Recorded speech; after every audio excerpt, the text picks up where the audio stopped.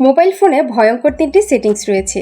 আর এই 3টি সেটিংস অবশ্যই আপনার মোবাইল ফোনগুলোতে ডিসেবল করে রাখা উচিত, কারণ তা না হলে কিন্তু আপনার প্রাইভেসি বলে কিছুই থাকবে না।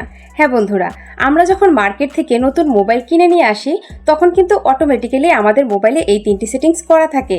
তাই অবশ্যই আপনাদেরকে ম্যানুয়ালি এই 3টি সেটিংস ডিসেবল করে রাখা উচিত। তো বন্ধুরা, আপনি আপনার মোবাইল ফোনগুলোর কোথায় গিয়ে সেটিংসগুলো পাবেন এবং কোথায় গিয়ে আপনারা সেটিংসগুলো ডিসেবল করবেন বা অফ করবেন, সেটাই মূলত আজকের ভিডিওতে আমি আপনাদেরকে দেখিয়ে দিব। তো চলুন দেখিয়ে দিচ্ছি। তার আগে আমার আইডিটিকে ফলো দিয়ে রাখতে পারেন। এরকম ইম্পর্টেন্ট ভিডিও আমার এখানে প্রতিনিয়ত আসে যা আপনাদের অনেক কাজে দিবে।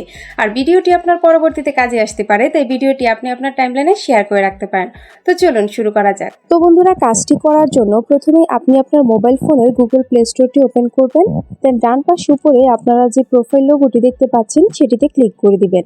দেন এখান থেকে আপনারা ম্যানেজ ইওর গুগল অ্যাকাউন্ট নামে যে অপশনটি দেখতে পাচ্ছেন, আমি এখানে রেড মার্ক দিয়ে দেখিয়ে দিয়েছি, তো আপনারা এই অপশনটিতে ক্লিক করে দিবেন। তো বন্ধুরা, ক্লিক করে দেওয়ার পর এখানে আপনারা ডাটা অ্যান্ড প্রাইভেসি নামে যে অপশনটি দেখতে পাচ্ছেন এই অপশনটিতে ক্লিক করে দিবেন। এখন আপনারা একটু স্ক্রল করে নিচের দিকে চলে আসবেন। দেন এখানে হিস্টোরি সেটিংসে প্রথমেই যে অপশনটি রয়েছে ওয়েব অ্যান্ড অ্যাপ অ্যাক্টিভিটি, তো আপনারা এই অপশনটিতে ক্লিক করে দিবেন। দেন নিচে থেকে আপনারা টার্ন অফ নামে যে অপশনটি দেখতে পাচ্ছেন এই অপশনটিতে ক্লিক করে দিবেন। দেন আবারও টার্ন অফে ক্লিক করে দিবেন। দেন নিচ থেকে আপনারা গট ইটে ক্লিক করে দিবেন। তাহলে কিন্তু এই অপশনটি এখান থেকে ডিসেবল হয়ে যাবে। তো বন্ধুরা, এই ওয়েব অ্যান্ড অ্যাপ অ্যাক্টিভিটি যে অপশনটি রয়েছে এই অপশনটি যদি আপনার মোবাইলে এনাবল করা থাকে বা অন করা থাকে, তাহলে কিন্তু আপনি আপনার মোবাইলের অ্যাপসগুলো ব্যবহার করে কি কি করছেন সেগুলো কিন্তু আপনার এখানে সেভ হয়ে থাকবে। দেন পরবর্তীতে যদি আপনার মোবাইলটা কেউ নেয় তাহলে কিন্তু সে এটা দেখে নিতে পারবে। আর যদি আপনার মোবাইলে এই অপশনটা ডিসেবল করা থাকে তাহলে কিন্তু এটা পসিবল না। দেন রয়েছে টাইমলাইন, তো আপনারা এই অপশনটিতে ক্লিক করে দিবেন। দেন নিচ থেকে আপনারা টার্ন অফ নামে যে অপশনটি দেখতে পাচ্ছেন এই অপশনটিতে ক্লিক করে দিবেন।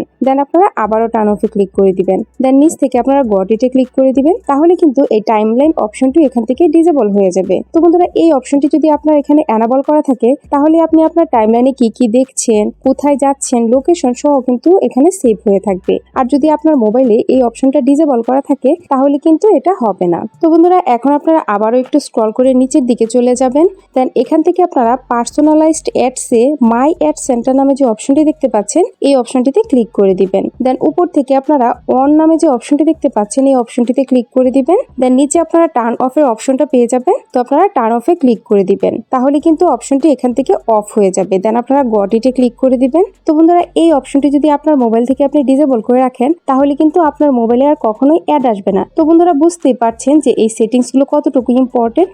That's it.